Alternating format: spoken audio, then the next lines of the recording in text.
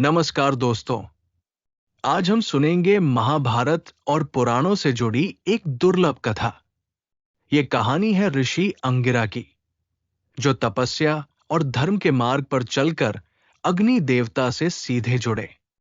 बहुत कम लोग जानते हैं कि कैसे अंगिरा ने अपनी साधना और ज्ञान से देवताओं तक को प्रभावित किया।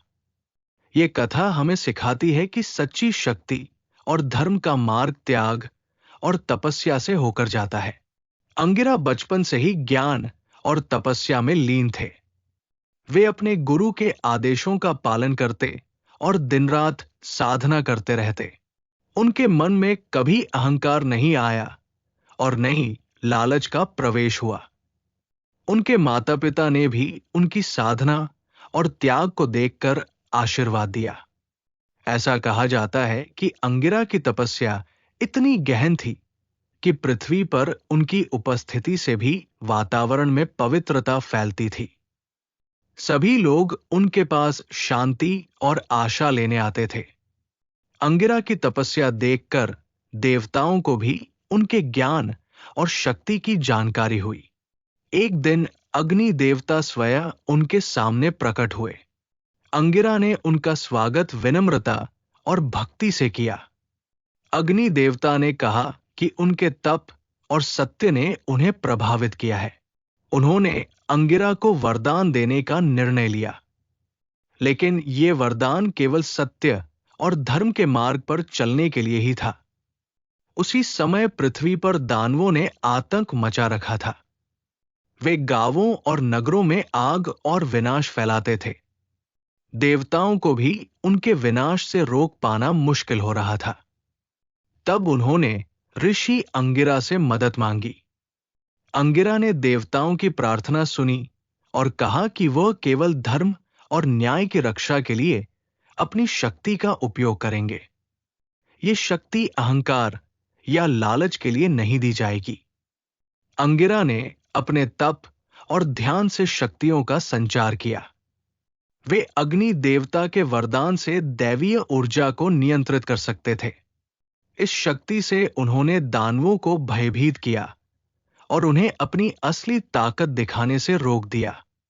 दानवों ने सोचा कि यह केवल सामान्य मानव शक्ति है, लेकिन अंगिरा की साधना से उत्पन्न दिव्य ऊर्जा से उनका सामना करना असंभव था। इस प्रकार देवताओं और ऋषियों की मदद से ही दानवों का विनाश संभव हुआ। अंगिरा की तपस्या और त्याग ने उन्हें अग्नि देवता के विशेष वरदान का अधिकारी बना दिया। इस वरदान से वो अग्नि की शक्ति को नियंत्रण और न्याय के लिए प्रयोग कर सकते थे। उन्होंने कभी भी इस शक्ति का प्रयोग व्यक्तिगत लाभ या अहंकार के लिए नहीं किया। यह सिखाता है कि सच्ची शक्ति केवल त्याग और धर्म के साथ आती है, न कि लालच और स्वार्थ से। अंगिरा ने अपने जीवन में यह सिद्ध कर दिया कि ज्ञान और शक्ति तभी अमूल्य है जब वे दूसरों की भलाई के लिए हों। अंगिरा की कथा में एक और महत्वपूर्ण प्रसंग है।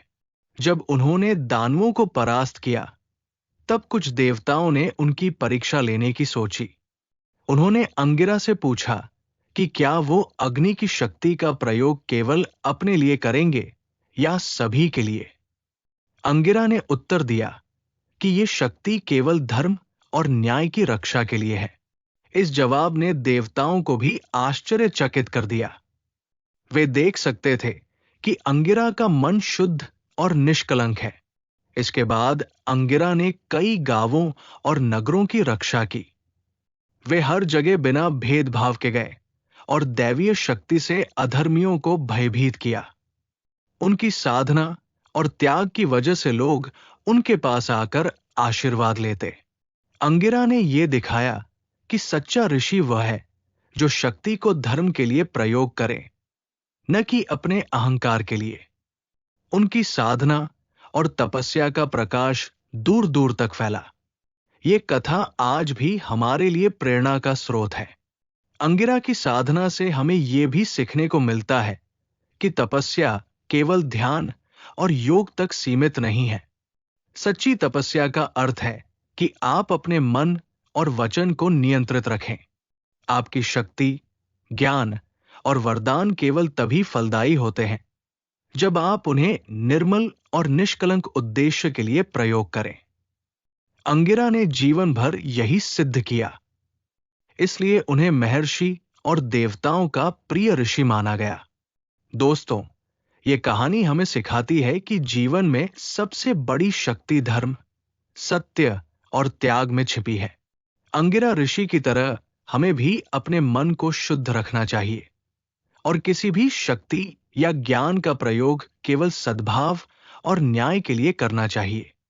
यदि आपको यह कथा पसंद आई हो तो इसे लाइक और शेयर जरूर करें और ऐसे ही रेयर सनातन कथाओं के लिए हमारे चैनल को सब्सक्राइब करना न भूलें।